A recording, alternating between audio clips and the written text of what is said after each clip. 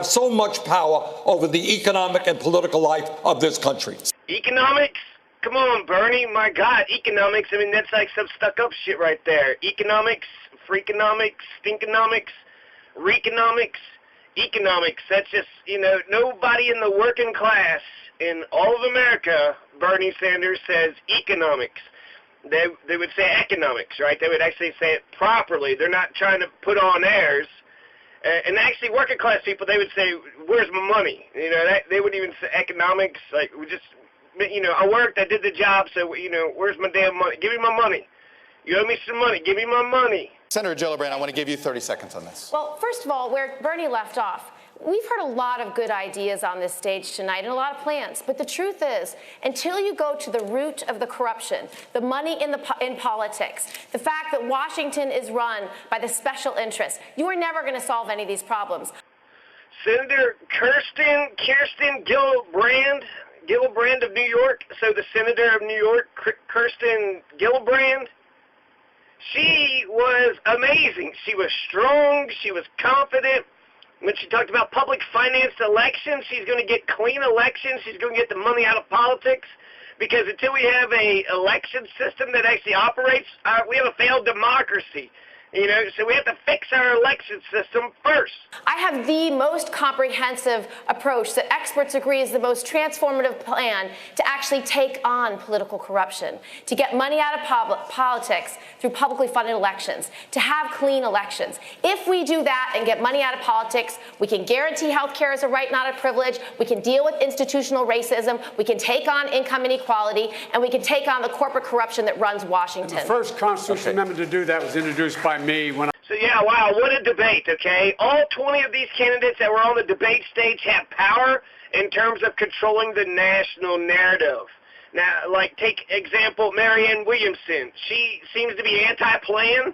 She's against plans, right? Everybody else had political plans for health care and doing this and doing that. She's more of a, just a carnival barker. She's just sort of motivating people, but she has no plans. So that's a very stupid, very, very stupid position, but I guess at the time, since she had no plans, so she told on herself. So Marianne Williams doesn't have any plans to get any of her political planks accomplished, and she's in favor of reparations. That's a major undertaking. How are you going to get that plan, actualized? You have to have plans. Marianne Williamson, what the... So Marianne Williamson is anti-plant, which is very stupid. But even by the end of the debate, Bernie motherfucking Sanders was sitting there saying that we need to do more than just talk. We need some action. But he said we need to move away from making plans and just pure talk to action. So Marianne's insanity actually got inside of Bernie Sanders. This hour with Mayor Buttigieg. In the last 5 years, civil rights activists in our country have led a national debate over race and the criminal justice system. Your community of South Bend, Indiana, has recently been in uproar over an officer-involved shooting. The police force in South Bend is now 6% black in a city that is 26% black. Why has that not improved over your 2 terms as mayor? Because I couldn't get it done. So when it comes to controlling the narrative, every one of those candidates have power. Every one of those candidates have power not just to convince people of their own perspectives, but to change the other people on that debate stage. Now, you had Bill de Blasio, who got booed by the New York Police Union when there were some police shootings 5, 10, 20 years ago. But you had Juan Castro, Pete Buttigieg, so Buttigieg, Mayor Pete. Bill de Blasio got booed, but you had, de Blasio, Castro, and Mayor Pete all criticized the police in some fashion. De Blasio got booed, but now it seems like it's not only, it's okay to criticize the police, which is where we should have been to begin with. Because if you can't criticize the police, are the police above reproach? Can the police do no wrong? And the Republicans are the worst when it comes to the police. Do they think that the only way, all you got to do to make a good person is give them a badge and a gun? Hey, I don't know if you're good or not, but here's a badge and a gun. You're good now.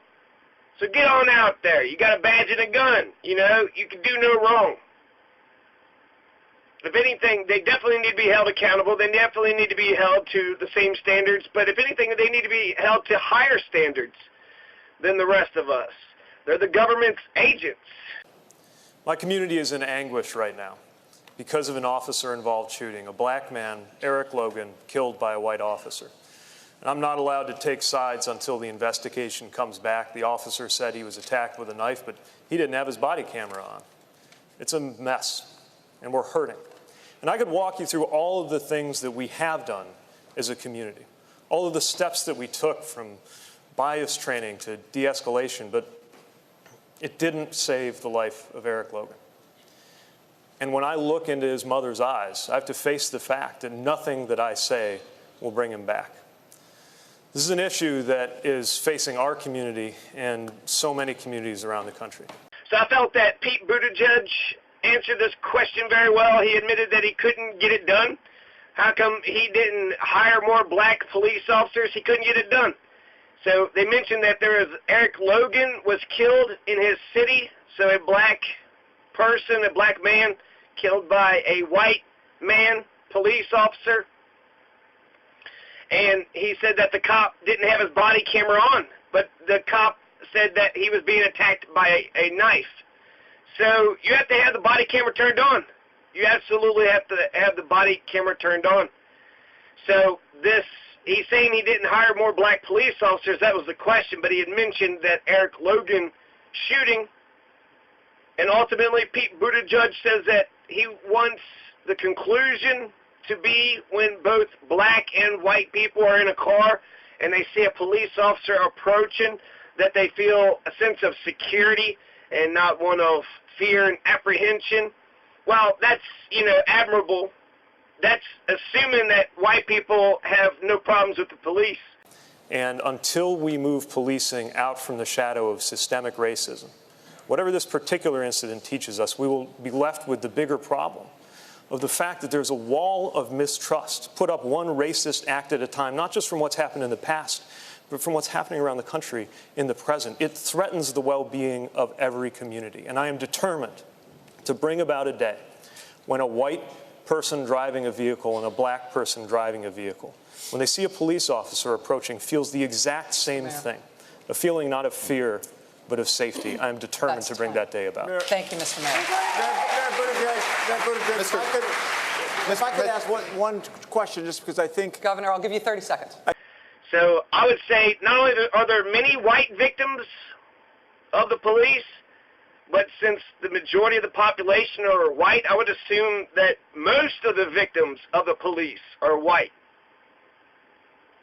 So he answered the question very well. Essentially, he admitted it. He, took fault. He's the mayor. The buck stopped with him. He tried, but he couldn't get it done.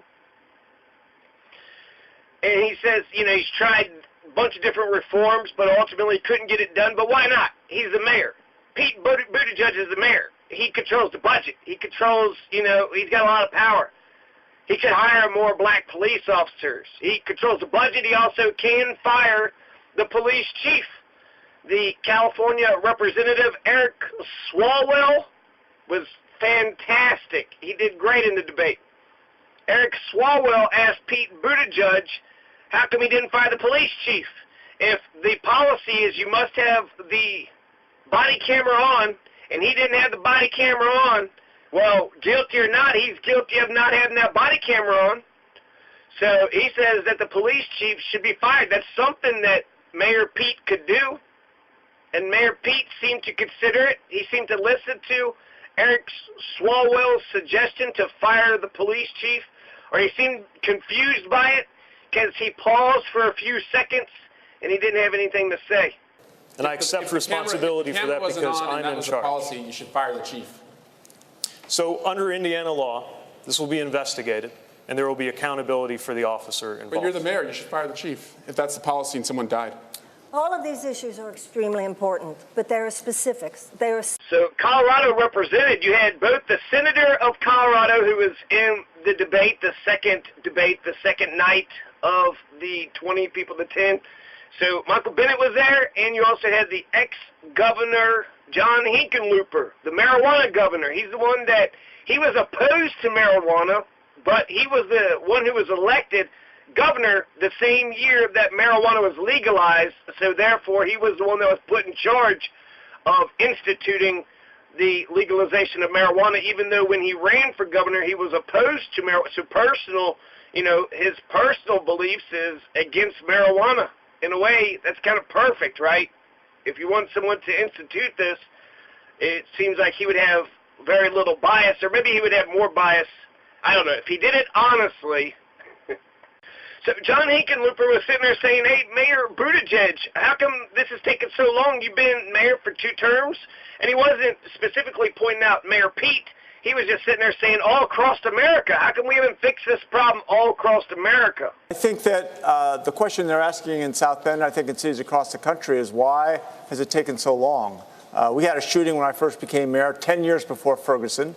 And the community came together and we created an Office of the Independent Monitor, a Civilian Oversight Commission. We diversified the police force in 2 years. We actually did de-escalation training. I think the real question that America should be asking is why 5 years after Ferguson, every city doesn't have this level of police accountability. Governor Hickenlooper, thank you. I've got to respond to that. Look, we've taken so many steps toward police accountability that the FOP just denounced me for too much accountability. We're obviously not there yet. John Hickenlooper was mayor, and there was a police shooting that happened when he was mayor in his own city. And he said that immediately there was a civilian oversight board, so an independent citizen commission, an officer of the independent monitor, a citizens complaint authority board, diversified police force in a few years, so they got diversified in a few years. They got de-escalation training, and that civilian oversight committee is actually the most important thing right there. So to have actual citizens that are over the police, that would make sure that they stay humble and they stay connected to the citizen. So Hickenlooper just says, how come 5 years after Ferguson, every city in America doesn't have the level of police accountability that he instituted in his city? Marianne Williamson comes out and she says Americans are ignorant about the history of racism. And she's right about that. Symptoms. And the underlying cause has to do with deep, deep, deep realms of racial injustice, both in our criminal justice system and in our economic system. And the Democratic Party should be on the side of reparations for slavery for this very reason. I do not believe that the average American is a racist, but the average American is woefully undereducated about the history of race in the United States. She is also in favor of reparations for slavery. I am too. That would be some racial justice, and that would be a way to the historical insult of slavery. That would be a way for white folks to make up to black folks for slavery and all the, tremors and the ripples that stemmed from having a history of being built upon slavery. And then you had Kamala Harris, who shut both those fucking cracker moderators, those goddamn gringo cracker moderators, those honky, pale-faced gringo crackers, those guano pieces of shit. They shut the fuck up when Kamala Harris says, hey, I'm the only person of color on this debate stage. I have something to say about race. Williamson, thank you very much. Vice President Biden, we're going to get to you. Hang on. We're going to get to stage. I would like to speak on the issue of race. And they said, here's your 30 seconds. In fact, Rachel Maddow interjected, and then Kamala seemed to be confused for a half a second because she thought that she was stopping her momentum, but she was actually saying, we're going to ask you a question like this later on, but you get 30 seconds right now. Go. What do you got to say, Kamala Harris? Senator Harris, is if that I could preface this, we will give you 30 seconds, agree. since we're going to come back to you on this again in just a moment. Go for 30 seconds. Okay.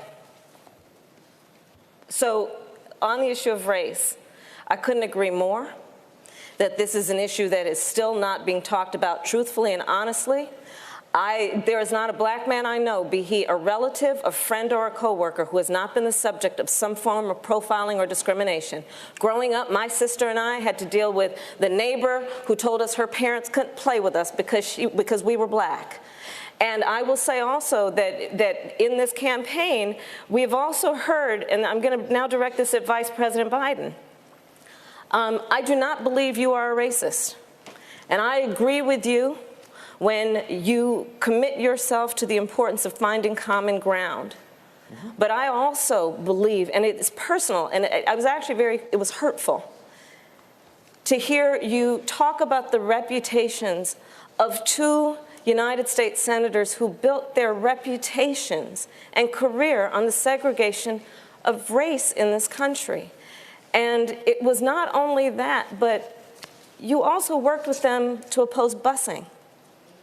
And, you know, there was a little girl in California who was part of the second class to integrate her public schools. And she was bused to school every day.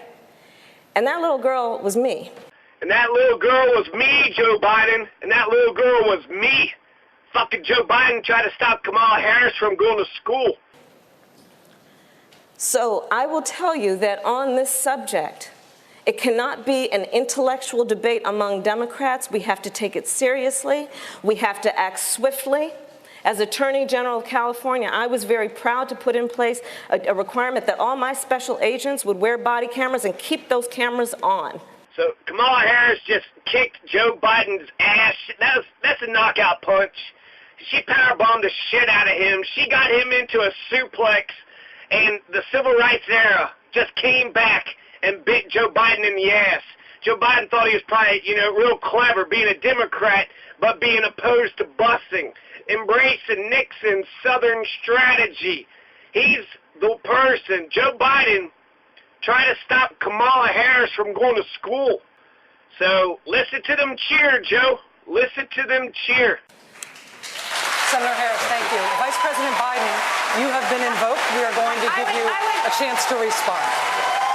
Vice President Biden.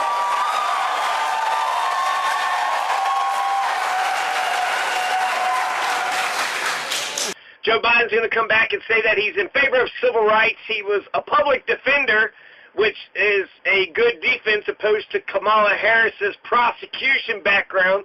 So Kamala Harris is about throwing people in jail, whereas Joe Biden was defending people and trying to keep them out of jail. It's a mischaracterization of my position across the board. I did not praise racist. That is not true. Number one. Number two, if we want to have this campaign litigated on who supports civil rights and whether I did or not, I'm happy to do that. I was a public defender. I didn't become a prosecutor. I came out and I left a good law firm to become a public defender when in fact my city was in flames because of the assassination of Dr. King. Number one. Number two, as the Vice President of the United States, I work with a man who, in fact, we worked very hard to see to it we dealt with these issues in a major, major way. The fact is that in terms of busing, the busing, you would have been able to go to school the same exact way because it was a local decision made by your city council. That's fine. That's one of the things I argued for, that we should be breaking down these lines. But so the bottom line here is, look, everything I've done in my career, I ran because of civil rights. I continue to think we have to make fundamental changes in civil rights. And those civil rights, by the way, include not just only African Americans, but the LGBT community. But Vice President Biden. So I'll tell you why this is a knockout punch, because Kamala Harris is right. She's right. Joe Biden says that it was the Department of Education. No, he wasn't opposed to busing in America, just the Department of Education. Do you agree today that you were wrong to oppose busing in America then? No. Do you agree? I did not oppose busing in America. What I opposed is busing ordered by the Department of Education. Oh, he's not opposed to busing in America, right? Because he's going to let the states and the local governments provide the busing if they want to. He's just opposed to the Department of Education's busing. He's just against the federal government, right? The Department of Education? What government is that? That's the United States of America. You got the state government, local government, federal government. So Joe Biden's in the federal government. He has a chance, an opportunity to integrate, because you had, Brown versus Board of Education. The way America integrated was all of the black and white and brown kids went to school together. So that was wonderful, nice social experiment with the children. Just put all the children together. But that's actually brilliant. That's exactly how you end racism. So the Department of Education is the United States of America. That's American busing. Joe Biden's a liar. Joe Biden is a liar. He was opposed to busing in America. He was part of the federal government, and so in his, purview of power, he could have done something about busing, but instead he was opposed to busing. So when we integrated America and we put all the black, brown, and white kids in the schools together, Joe Biden said, no, I'm not for that. And while some people say, oh, that's a stretch, he's against the busing, right? It's the states' rights, and maybe it's, public spending or the federal government's power or something. That's what I oppose. Well, there was a oppose. failure of states to integrate public schools in America. I was part of the second class to integrate Berkeley, California public schools almost 2 decades after Brown v. Board of Education. Because your city council made that decision. It was a local decision. So that's where the federal government must step in. That's why we have the Voting Rights Act and the Civil Rights Act. That's why we need to pass the Equality Act.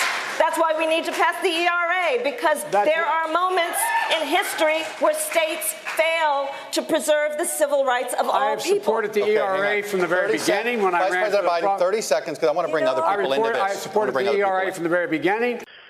But the reason why that's just total bullshit, busing and being opposed to busing is Richard Nixon's Southern strategy. When you say you're against busing, that doesn't sound like you're saying you're against the black kids going to school with your kids. That sounds like you're against buses for some reason.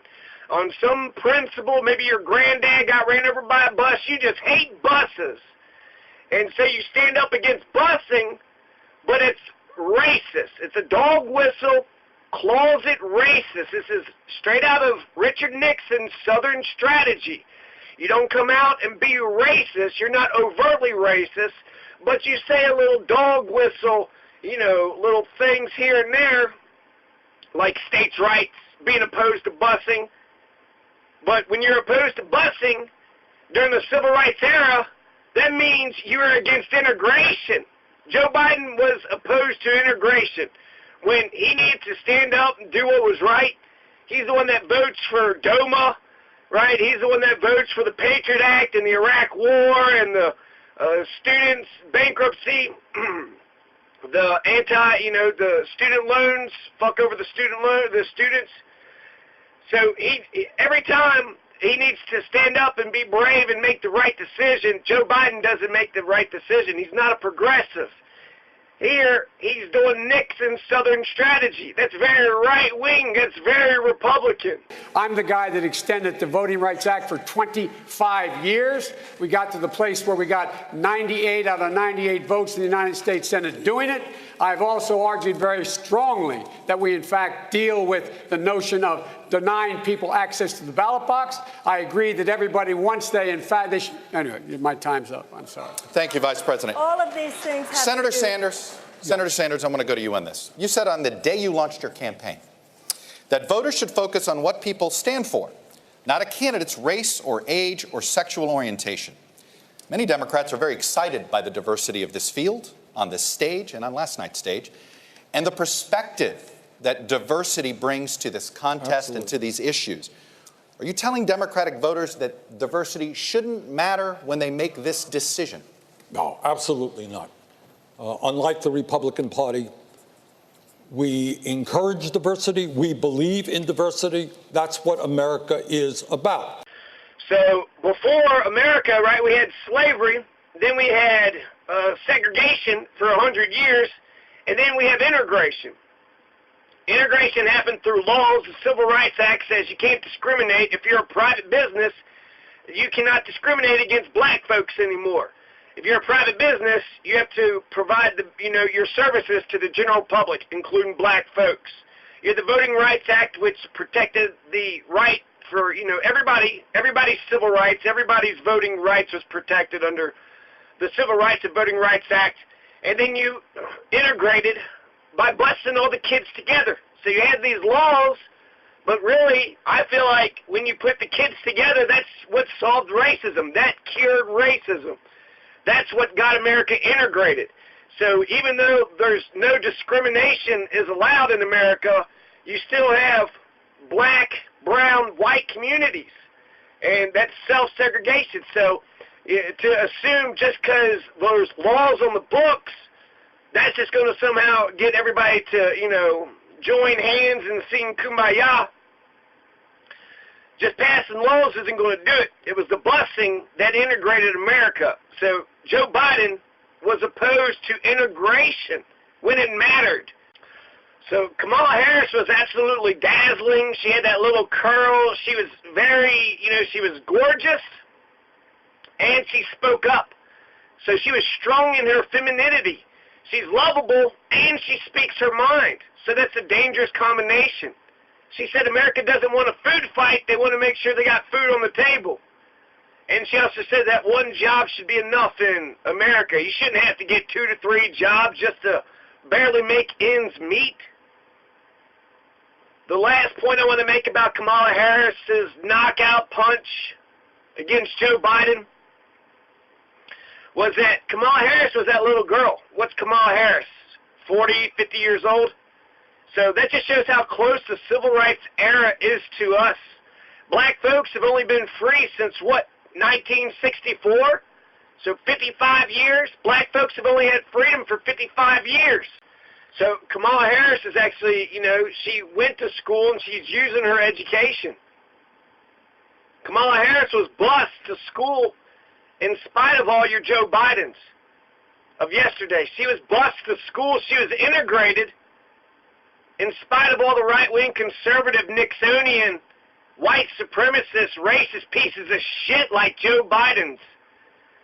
Like Joe Biden and all the Joe Bidens of yesterday. Every single person that did not stand up for the Civil Rights Act or the Voting Rights Act or busing are racist pieces of shit. Simpson, thank you very much. Vice President Biden, we're going to get to you. Hang on. We're going to get to stage. I would like to speak on the issue of race.